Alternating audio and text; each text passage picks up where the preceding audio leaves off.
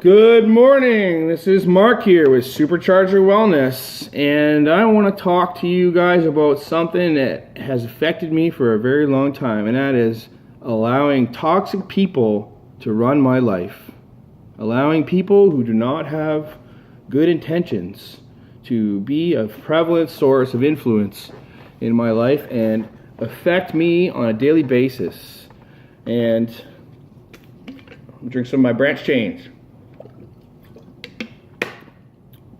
For all your supplement needs, go to Pump Supplements on Ontario Street in St. Catharines. Talk to Alan. The guy's the man. He's got everything you need. Anyway, so toxic people.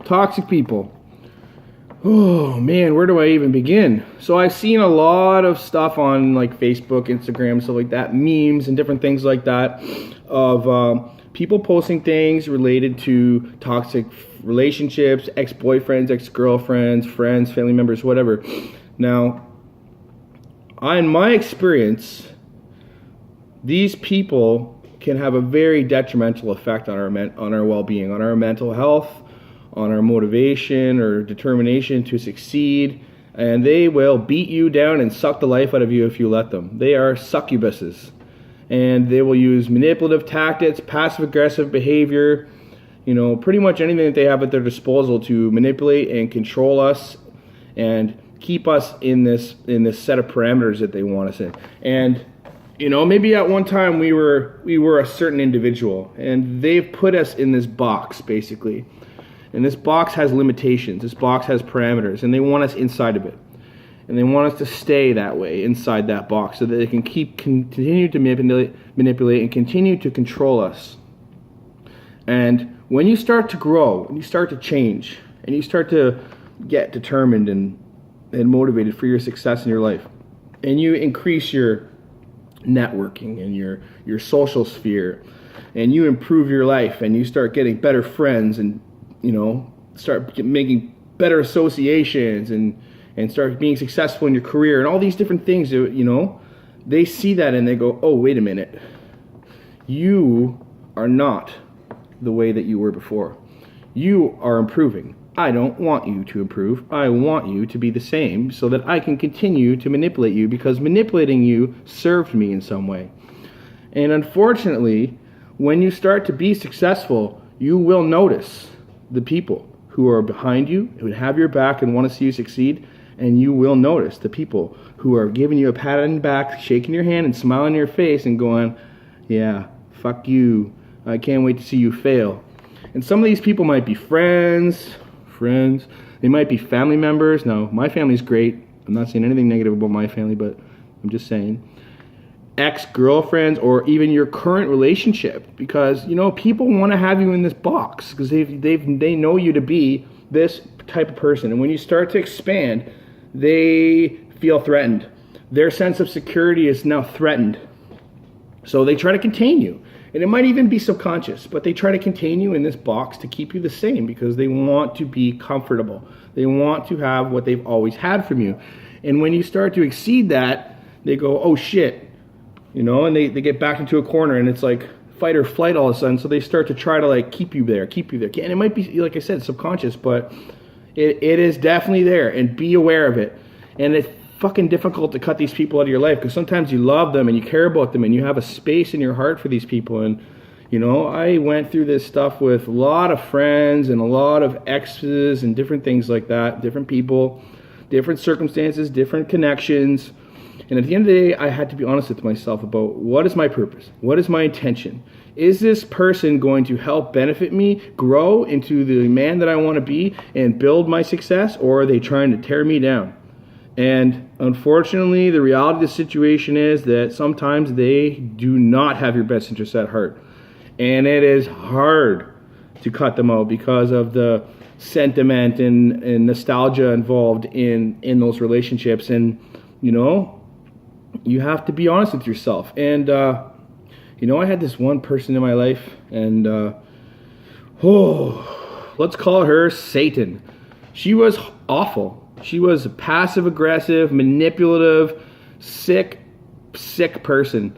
And I allowed her to manipulate and control my emotions in my life for years and years and years, like 10 years off and on of this nonsense. And everyone around me could see what was going on except for me. I was freaking blind because, like, I loved her and bullshit. Anyways, love is blind. When you care about somebody, you want to think the best. You want to give them the benefit of the doubt. So that is what I would do. I would give her the benefit of the doubt. And she would do things like make plans for an occasion, like, let's say New Year's Eve or like a birthday or something, and you guys would like talk about it on the phone. It would be like, yeah, we're gonna do this, it's gonna be great, and we'll go for dinner here, and then we'll, do this, and it'll be so much fun, and we'll go for a walk and whatever, all this, mushy shit. And then it would come time to hang out. It would come time for her to, get in her car and drive here or whatever it was. And she would like call you and be like, yeah, I'm just packing my stuff and blah, blah, blah, blah. And cool, I'll see you in a couple hours. And 2 hours would pass, 3 hours would pass, and you'd be like, what the heck's going on? So you'd like text and no reply. So you'd call, cancel call, cancel call. Okay, what the fuck's going on? And then she would just go missing for like 2-3 days. And I would sit there and like be like, what did I do? Why is this happening to me? And this would happen over and over and over again. And every time it would happen, it would be like this cycle of, build up, let down, apology, some sort of recoil, because I would always react to it.